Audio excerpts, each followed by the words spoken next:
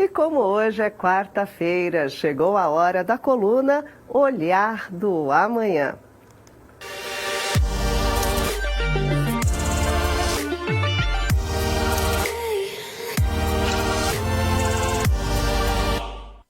E o doutor Álvaro já está aqui conosco ao vivo. Deixa eu colocá-lo aqui na nossa tela para a gente falar um pouquinho a respeito.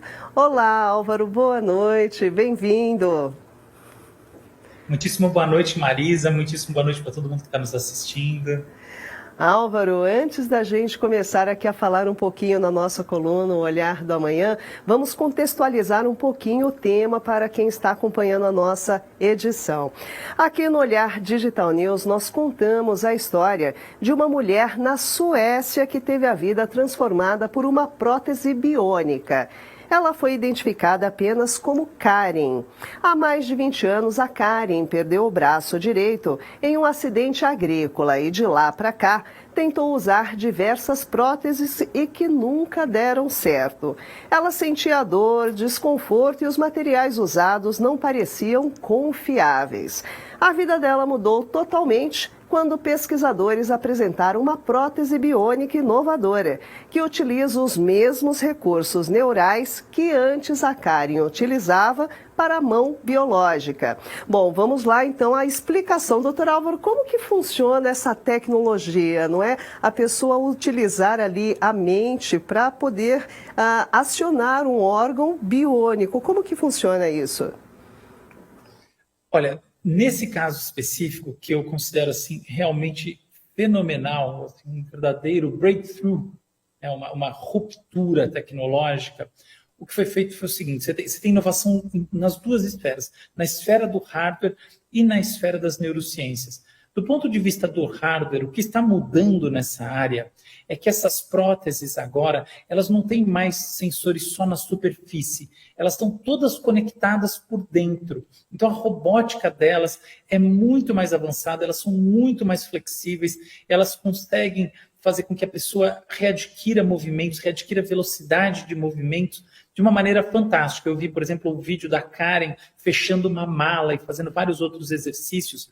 Saiu um artigo na Science com um monte de material suplementar, e é muito legal você ver a velocidade e a destreza. Então tem um lado hardware. Do lado neurociências, o que acontece é o seguinte: com essa amputação, as terminações nervosas estão danificadas, mas elas não desapareceram. E o que é feito é um trabalho de reestruturação e conexão de eletrodos muito preciso, um trabalho muito preciso, que também envolve uma parte de software, porque não é só você ligar, né, o sinal digital, o sinal que vai vir do eletrodo com a estrutura biológica do corpo. É preciso fazer com que exista uma forma comum de diálogo, por assim dizer. Então tem um avanço em software. E é através desse reposicionamento, tá? Então tem um aspecto cirúrgico aí, ligado a esse hardware super avançado, que a Karen e outras pessoas mais conseguem não só readquirir movimento, mas parar de ter a dor fantasma, que no caso dela não foi e voltou, acompanhou ela nesses 20 anos, evidentemente trazendo um transtorno muito grande. Agora, Álvaro, até falando um pouco sobre o membro fantasma, a dor é muito comum. Pessoas que têm alguma espécie de amputação, perdem algum órgão, delas sentirem dor em algo que não está mais ali. O que funciona? Como que acontece isso no nosso cérebro? Até quem eventualmente pode remover um dente pode ter uma dor como essa. Né? Ela também é muito mais comum. Assim, esse tipo de sintoma assim, acontece numa série de situações. Olha só, existem várias explicações, porque cada caso é um caso, mas, a grosso modo, é o seguinte: essas terminações nervosas que ficam livres, expostas, né? Pensa que houve amputação, elas acabam sensíveis e acabam mandando muitos sinais para o sistema nervoso central. Então é como se houvesse uma descarga, assim, uma explosão de atividade, porque a coisa toda está exposta, está machucada. Então essa é uma das explicações. Outra explicação que tem a ver com, enfim, um outro tipo de caso é que o cérebro está remodelando, fazendo um novo mapeamento sensorial. E neste processo de fazer um novo mapeamento, é como se ele entendesse esse sinal que não gera mais movimento que não tem mais, gera mais sensibilidade específica, como uma espécie de falta e, portanto, como dor. Então, são dois caminhos. Tem outros caminhos mais.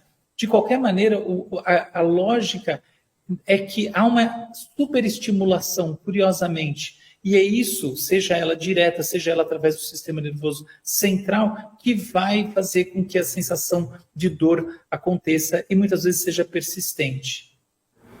Agora, falando um pouco ainda da tecnologia por trás dessa mão biônica, não é? Essa tecnologia, ela pode ser comparada ou é similar àquela que nós mostramos, inclusive, em outras edições também, sobre aquele paciente que tinha esclerose lateral amiotrófica e conseguiu se comunicar pelo cérebro? É a mesma tecnologia? Tem alguma similaridade, doutor Álvaro?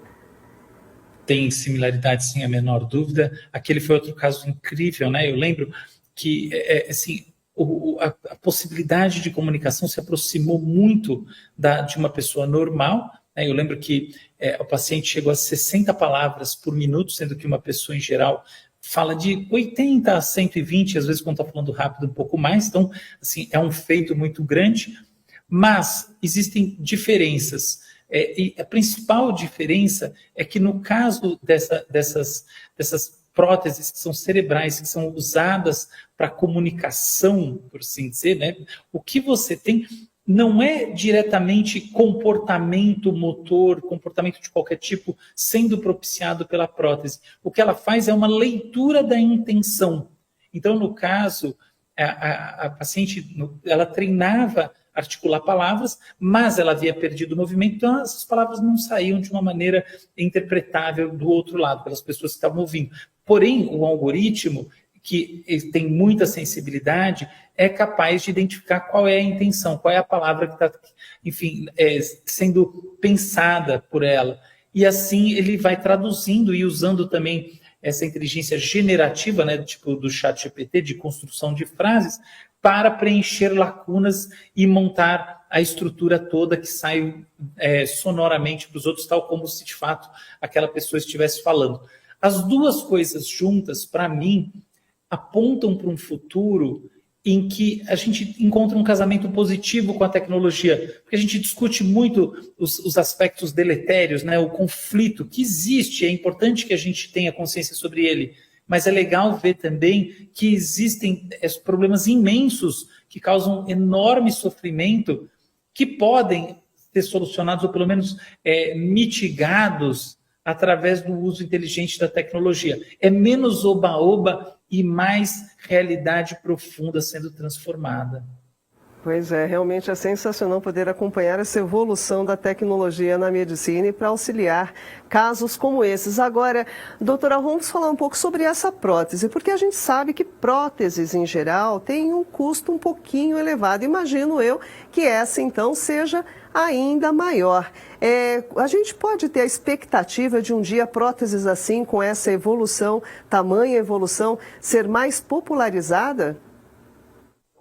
Olha, no paper que saiu na Science não há referências sobre custo diretamente, mas tudo que a gente entende é que os materiais e a lógica utilizada na construção são simples. Então, a minha visão é que sim, eu não tenho a sensação, foi um projeto financiado por agências de fomento, tá? Uma agência australiana e outras também envolvidas secundárias, mas não me parece que esse é um projeto que aponta para o alto custo. Muito pelo contrário.